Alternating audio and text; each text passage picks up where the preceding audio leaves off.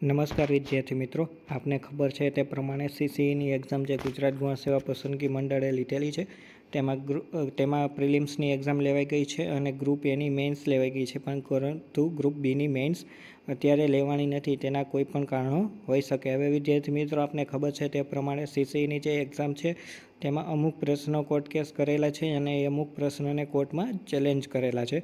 એટલે કે કોર્ટમાં જે ચેલેન્જ કરવામાં પ્રશ્નો આવેલા છે તેમાં એવું કીધેલું છે કે તેના આન્સર ખોટા આપેલા છે. તો વિદ્યાર્થી મિત્રો, તેમાં જે કોર્ટ કેસ થયો છે અમુક પ્રશ્નોમાં તેમની સુનાવણી 3 માર્ચ 2025ના દિવસે હતી. તો વિદ્યાર્થી મિત્રો, આપણે આ વિડીયોમાં એવું જોશું કે શું થયું છે કાલે 3 માર્ચ 2025ના દિવસે અને શું કીધું છે હાઈકોર્ટમાં. તો ચાલો આપણે વિદ્યાર્થી મિત્રો જોઈએ.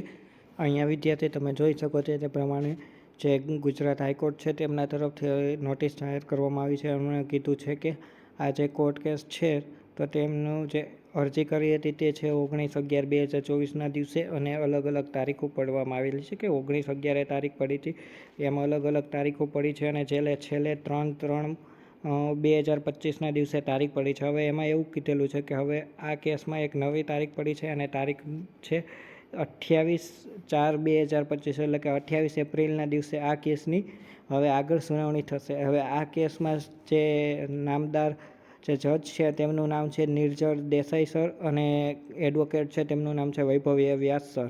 તો વિદ્યાર્થી મિત્રો, જો આ વિડીયો સારો લાગ્યો હોય તો ચેનલને સબસ્ક્રાઈબ કરી દેજો અને વિડીયોને લાઇક કરી દેજો. આભાર.